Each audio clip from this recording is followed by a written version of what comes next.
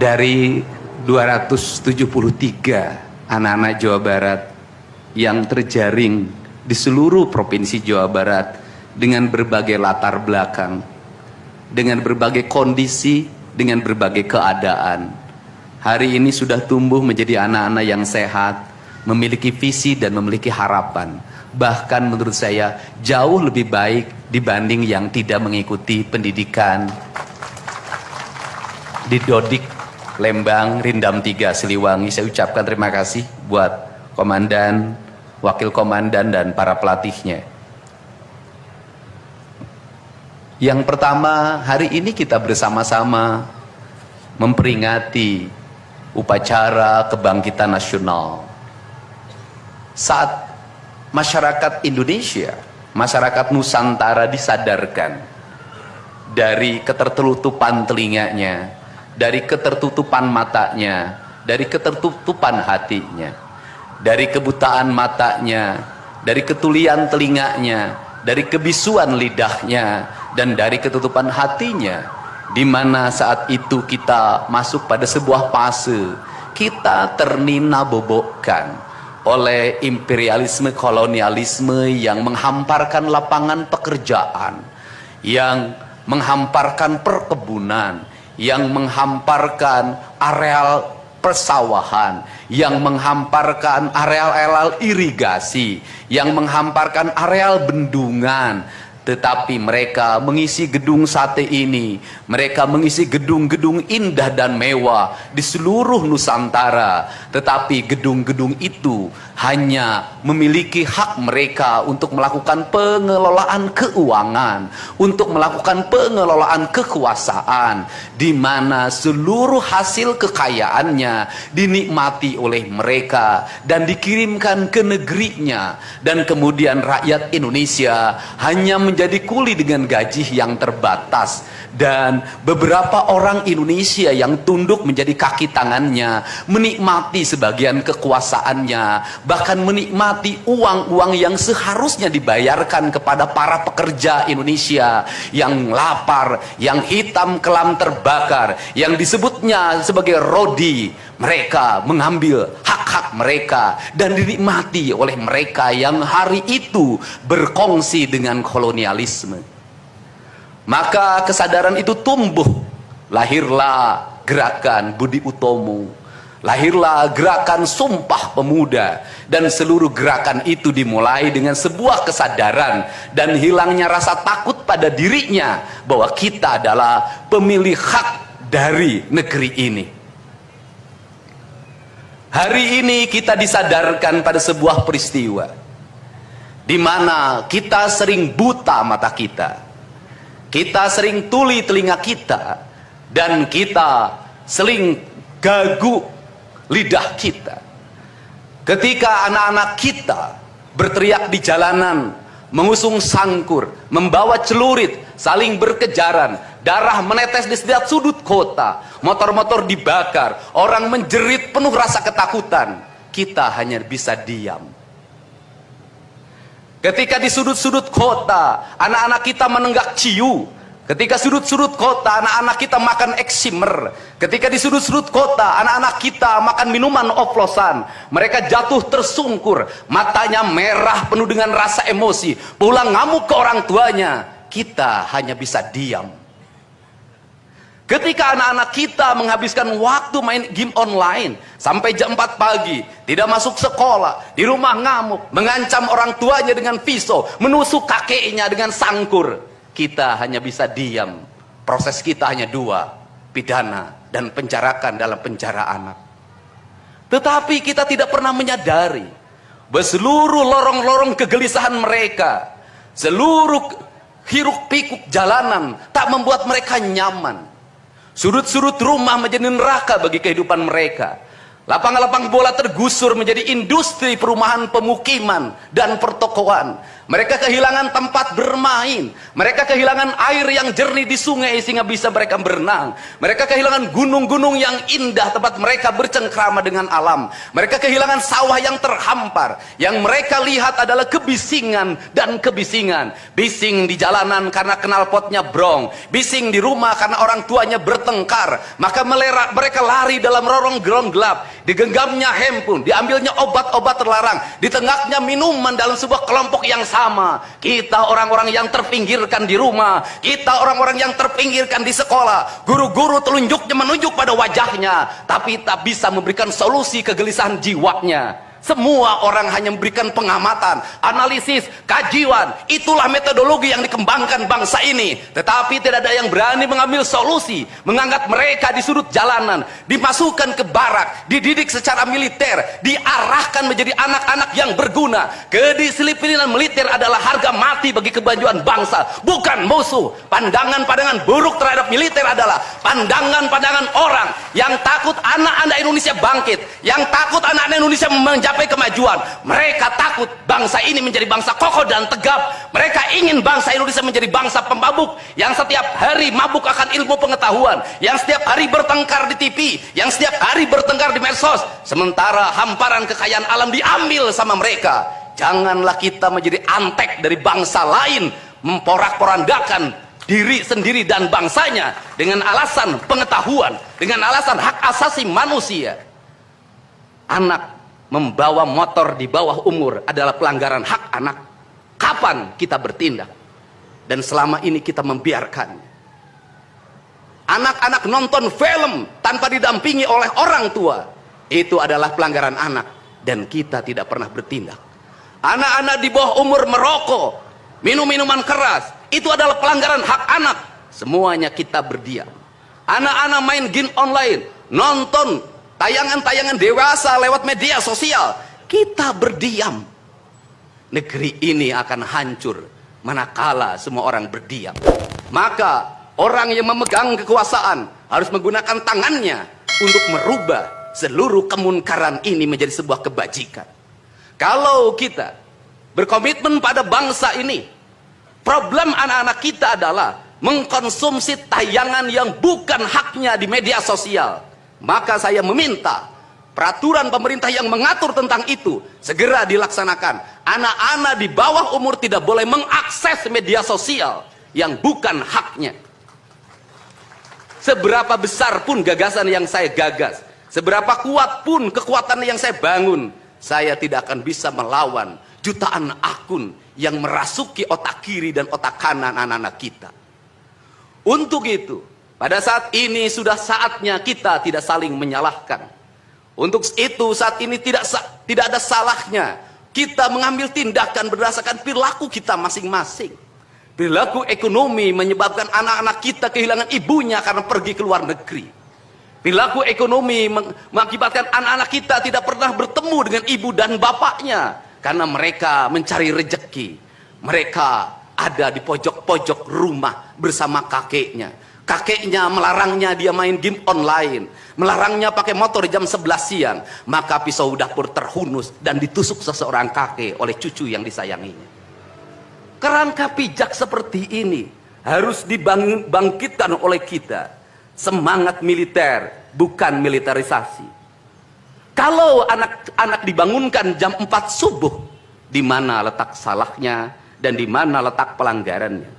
Kalau anak-anak dibangunkan, kemudian disuruh membereskan tempat tidur, apa salahnya dan apa pelanggaran hak anaknya? Kalau anak-anak disuruh sholat subuh, apa pelanggaran haknya? Kalau anak-anak mengikuti kuliah subuh, apa pelanggaran anaknya? Kalau anak-anak disuruh ngantri kemudian makan pagi, sarapan pagi dengan telur, dengan nasi, dengan pisang dan minum susu, di mana letak salahnya? Kalau anak-anak kemudian disuruh belajar, dan saat belajar duduknya bersikap, memandang ke arah gurunya, memandang mata gurunya, agar terjadi transformasi energi antara guru dengan muridnya, yang hari ini dihilangkan dengan digitalisasi, menghilangkan ruh spiritual konsepsi pendidikan kita, diganti dengan konsep pendidikan digital, yang tidak lagi melahirkan hubungan emosional guru dan murid. Akhirnya murid-murid tidak menghormati guru-gurunya, karena guru lupa mengekspresikan nilai-nilai spiritual dalam dirinya pada murid dalam ruangan yang hening, diganti dengan papan belajar digital. Di mana letak salahnya? Kalau anak-anak itu diajarkan makan siangnya tertib, berantri, berdoa sebelum makan, di mana letak salahnya?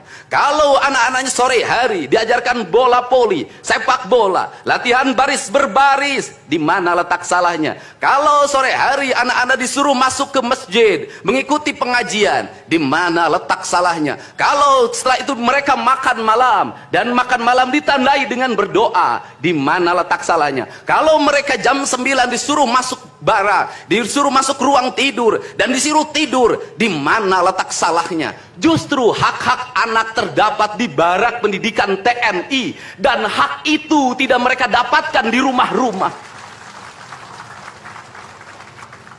Di rumah-rumah anak-anak tidak bisa tidur malam. Mereka rata-rata tidurnya jam 4, jam 1 malam, jam 2 malam. Di rumah mereka tidak mendapat makanan yang bergizi karena serba fast food. Di rumah mereka tidak mendapatkan kasih sayang. Di jalanan mereka balapan. Mereka tidak mendapatkan ruang hidup tanpa gadget dalam setiap hari. Saya katakan, justru lingkungan kita hari ini, rumah, halaman rumah, kadang sekolah, kadang jalanan, bukan lagi tempat yang ramah untuk anak-anak Indonesia. Untuk itu apa kebijakan yang harus kita lakukan? Kebijakan yang harus kita lakukan adalah mindset pembangunan dirubah. Ekonomi bukan segalanya. Itu penting. Tetapi ekonomi tidak boleh membunuh ruang-ruang publik di mana orang mendapat ruang bercengkrama. Desain rumah harus dikembalikan pada desain yang membuat jendela, membuat ruang untuk ibu dan bapaknya berkumpul. Halaman rumah harus tersedia di setiap kampung, jangan dihabiskan untuk bangunan, karena anak-anak ingin bermain di halaman. Lapangan bola di setiap desa harus ada. Karena apa? Karena mereka terus berinteraksi olahraga. Sungai-sungai harus dijernihkan, karena anak-anak orang miskin tidak bisa berenang di kolam renang yang berbayar. Mereka harus berenang di sungai-sungai yang jernih. Gunung-gunung harus dihijaukan, karena anak kita perlu hiking dan traveling dalam setiap waktu. Anak-anak kita perlu berinteraksi dengan semesta. Lampu-lampu kadang sebulan sekali harus dimatikan, agar anak kita bisa menatap langit, melihat bulan dan bintang, bahwa dia adalah bagian dari cakrawala yang indah. Negeri ini sudah sesak dengan uang di kepalanya, yang akhirnya apa? Pendidikan hanya menjadi ucapan dan tingkatan S1, S2, dan S3. Tapi pendidikan lupa ada nilai esensial yang harus dihidupkan dalam relung hati manusia. Pendidikan Indonesia adalah mewujudkan manusia Indonesia seutuhnya. Mewujudkan manusia Indonesia seutuhnya. Dalam falsafah Sunda disebutnya Pancawaluya. Cager, bager, bener, pinter, singer. Itulah falsafah pendidikan asasi. Maka falsafah pendidikan asasi dalam kaidah Sunda disebutnya, kalimatnya begini: Kawung mabur sarulukna sama kelengiten pandana, Ciamis tinggal paitna, Ciherang tinggal kiruhna, Resi lengiten ajina pandita ilang komara, Kaduruku hawa nafsuna, Bangkong di kongkorong kujang, Kacai mawacameti. Saya hanya falsafah ini. Apa itu bangkong di congkorong kujang? Kujang adalah senjata. Bagi orang Sunda adalah sebuah kehormatan diri. Kujang, tetapi kujang tidak bisa dikongkorongkan pada bangkong. Kalau bangkong dikongkorongkan oleh kujang, bangkong itu anak-anak di bawah umur. Kalau dia dikongkorongkan oleh kujang, kujang itu tak bermakna, dan bangkong itu mati, tak mampu membawa kujang.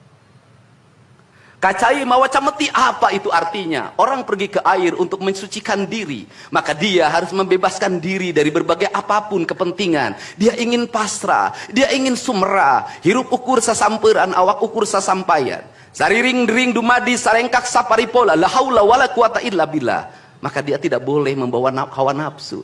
Ketika kita ingin memasuki abad ritual dan spiritualitas, maka tidak boleh ada kebencian, tidak boleh membawa senjata apapun, tidak boleh, maka kita berserah. Apa yang terjadi hari ini?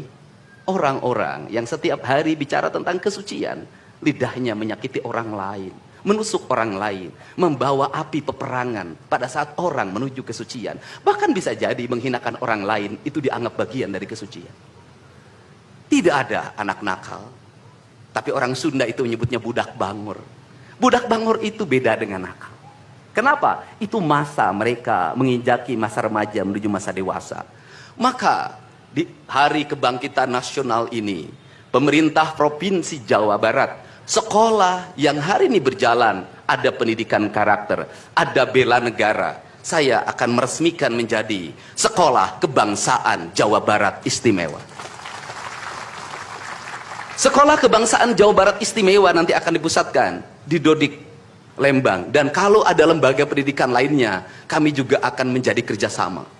Mereka yang bersekolah di situ bukan anak-anak yang tawuran, bukan anak-anak yang minum, bukan anak-anak korban dari ML, tetapi juga nanti anak-anak yang memiliki kemampuan akademik yang tinggi, anak-anak yang memiliki kemampuan pikiran yang tinggi. Dan seizin pimpinan DPRD Provinsi Jawa Barat, tahun ini kami akan memberikan beasiswa pada mahasiswa-mahasiswa yang kuliah di jurusan engineering, tetapi mereka harus mengikuti sekolah kebangsaan selama 1 bulan. Agar uang yang diberikan oleh Provinsi Jawa Barat melahirkan nasionalisme-nasionalisme baru yang bisa membawa bangsa ini ke arah kemajuan. Dan saya mengucapkan terima kasih pada kalian semua yang membuat diri saya hari ini setiap hari berpikir. Ingat, doa yang terpancar ada 2. Saya tidak menyebut doa. Rintihan hati, bisikan hati ada 2. Ada yang berharap ini berhasil, dan ada yang berharap ini gagal. Siapa yang berharap ini berhasil? Mereka adalah kaum-kaum nasionalis yang mencintai bangsa ini. Siapa yang berharap ini gagal? Para nyinyir dan para pembenci yang menjadikan politik sebagai tujuan hidupnya tanpa pernah bisa membedakan mana kepentingan politik dan mana kepentingan kebangsaan. Walaupun kebijakannya baik karena beda dengan politiknya, dia mengatakan buruk. Dan walaupun kebijakannya buruk karena sama dengan politiknya, dia katakan baik. Ini orang yang tidak punya spirit nasionalisme. Dia hidup mempertuhan politik dalam setiap waktu. Saya katakan, dia hidup mempertuhan politik dalam setiap waktu. Meskipun lidahnya berkata bertuhan pada Allah, tetapi hatinya dalam setiap hari hasud dan menjadikan politik sebagai tujuan hidup.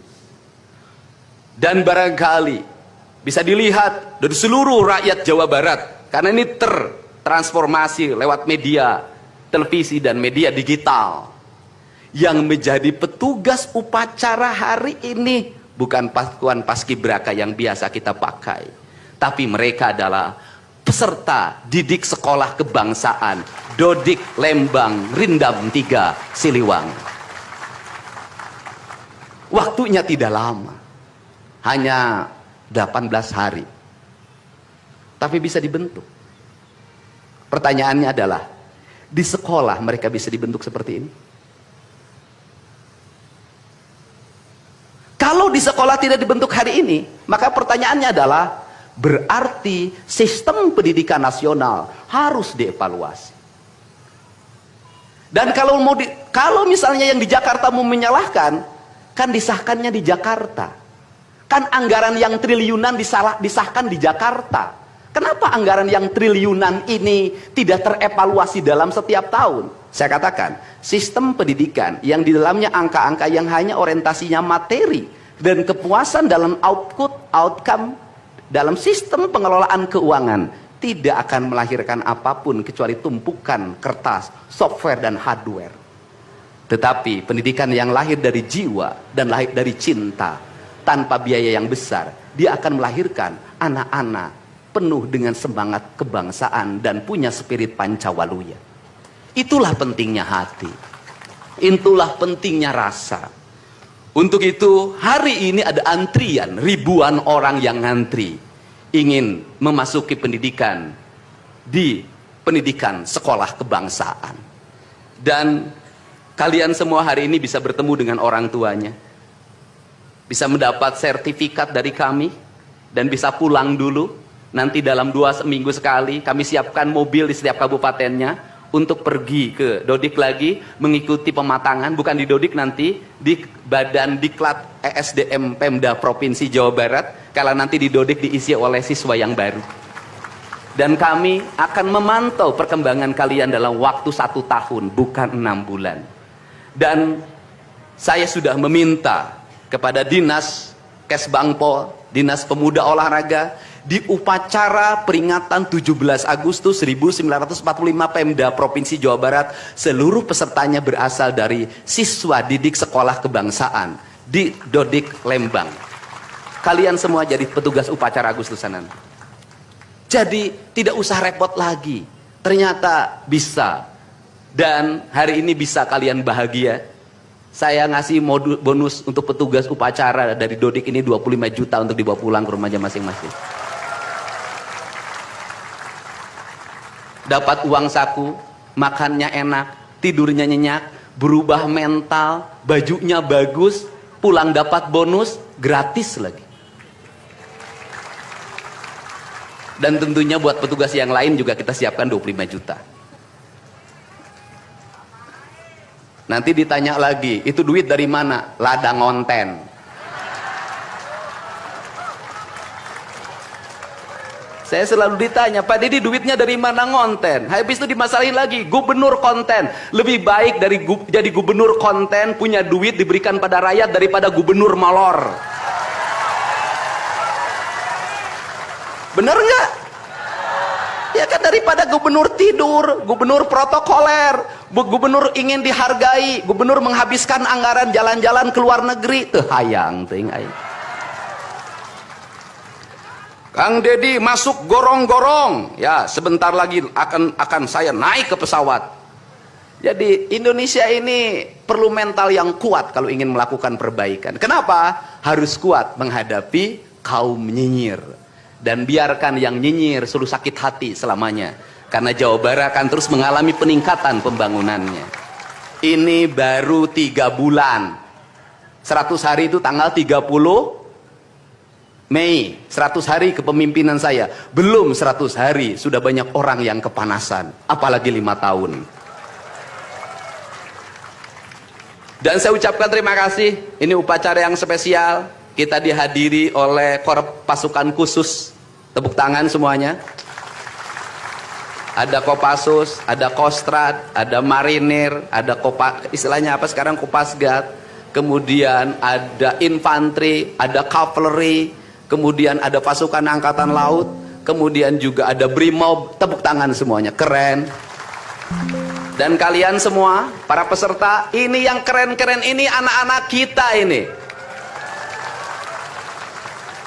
Anak-anak kita yang keren-keren ini, kamu tengok ke kanan, tengok kiri sambil minta sama Allah, besok kamu yang berseragam seperti mereka. Tepuk tangan kalian semuanya, semangat! Semangat! Semangat! Oke. Yang terakhir, ini buat Biro Umum. Ini harus dirubah, Pak. Pertama, ini tiang bendera menghalangi gedung sate. Benderanya nanti harus digeser ke sebelah sana. Dan nanti kalau upacara tidak menghadap ke sana, tapi dari sini menghadap ke sana. Agar panorama itunya tetap terlihat. Dan kalau di sana maka kebisingan kendaraan tidak akan terlalu mendominasi. Ini Feng Shui cara menata bangunan. Jadi saya dari tadi mandang gedung sate nggak bisa karena terpotong oleh tiang bendera. Dan nanti bagian protokoler itu masang podium nggak lurus ke tiangnya, agak mencong-mencong dikit. Maklum Pemda masih belum pakai rasa, masih pakai DPA. Yang penting di DPA-nya juga tidak melanggar. Nah ini saya ini orang estetik, dan di Pemda ini tidak pernah ada rapat untuk merumuskan ini. Cukup WA. Pak Sekda, Kesbangpol, Dinas Pendidikan, besok kita lakukan ini, anak-anak bajunya ini, dan saya terima kasih buat PLT Dinas Pendidikan yang stresnya banyak, suaranya sampai hilang, saking takut. Luar biasa. Berdiri dong Kepala Dinas Pendidikan PLT. Di depan kamu pindah. Suaranya hilang. Pernah saya marahin malam-malam, kamu belum tahu cara kerja saya. Karena sekarang sudah tahu ternyata Sang Kuryang tuh hidup di sini. Ya, Pak. Silakan duduk depan, Pak. Di depan, Pak, duduk. Saya ucapkan terima kasih juga kepada Pak Sekda yang selalu ingin menjalankan tugas saya dengan baik. Kalau belum meluntur-luntur dikit wajar, karena dia memang penakut sama istrinya jadi kurang lentur. Kalau saya kan sudah sangat lentur hidupnya. Saya ucapkan terima kasih juga pada Kesbang Pol, ini yang supporting sangat baik. Ini mantan, pindah Pak ke depan Pak. Ini jajaran protokoler, dan saya ucapkan terima kasih pada Pangdam 3 Siliwangi yang support full. Terima kasih. Kemudian Pangkostrat yang di Purwakarta juga melaksanakan dan berbagai divisi. Kemudian Komandan Dodik Rindam, terima kasih. Saya ucapkan terima kasih, badannya terima kasih. Saya ngasih bonus buat pelatihnya 50 juta. Saya ini urusan rasa, Bu. Orang tuanya itu jangan hanya bertepuk tangan. Mohon maaf, ada terpanggil dalam jiwanya. Anak-anak saya kok bisa hebat begini ya? Dari rumah itu bawa bakakan. Mohon maaf, ini cermin manusia-manusia Sunda yang punya welas asih, yang punya timbal balik. Anak saya dididik, bukan saya minta bakakak, bukan saya minta opak, tumpeng, bukan. Penuh dengan welas asih, dengan cinta. Mudah-mudahan bakakak yang dibuat menjadi jalan bagi si Ujang menjadi orang hebat. Kenapa orang tua dulu melahirkan anak-anak hebat? Karena cinta rasa, bukan gratifikasi. Dia kenaikan kelas tidak bawa uang, dia bawa tumpeng buat gurunya, dia bawa bakakak buat gurunya, karena gurunya telah mendidik anak-anaknya dengan baik. Itu cinta, itu rasa, bukan gratifikasi. Kami berbuat baik pada orang tuanya, tapi orang tuanya juga harus punya rasa dan punya cinta demi anak-anaknya. Saya pengalaman ibu saya dulu selalu berpuasa ketika saya punya hajat, punya lagi ujian, lagi kenaikan kelas, menghadapi kesulitan, ibu saya dan bapak saya pasti berpuasa buat saya. Saya minta ibu dan bapak, coba rajinlah berpuasa bagi anak-anaknya. Bisa jadi, mohon maaf, bisa jadi anak-anaknya seperti ini, rasa orang tuanya yang harus diperbaiki. Bukan kesalahan anaknya, tetapi rasa dan cinta orang tuanya juga harus dibenahi. Hidup itu alam Pak, interaksi. Buktinya sama tentara nurut, sama ibu nggak nurut. Sama bapak nggak nurut. Nah ini, makanya untuk itu dari sekarang mari bangun cinta negeri ini, karena negeri ini adalah negeri Siliwangi, negeri Silih Asa, negeri Silih Asi, negeri Silih Asu, negeri Silih Pikanyaa. Bagi mereka yang tidak ngerti Siliwangi, tidak tahu makna Siliwangi, tidak pernah berkontemplasi dengan Siliwangi, jangan coba-coba Anda berbuat tidak baik terhadap tanah Siliwangi. Saya sampaikan itu, kaluhur tesirungan kahandap teu akaran. Ini saya ucapkan terima kasih seluruh pasukan. Saya ucapkan terima kasih buat Panglima TNI, Kepala Staf Angkatan Darat, Angkatan Laut dan Angkatan Udara, Pangdam 3 Silo dan seluruh jajaran. Semua terima kasih. Hari ini adalah hari bangkitnya kita. Hari ini adalah hari kemajuannya kita, dan kita mulai seluruh perubahan ini dari tanah kita, tanah Sunda, tanah Siliwangi. Wallahu muwaffiq ila aqwamit thoriq. Assalamualaikum warahmatullahi wabarakatuh. Sampurasun.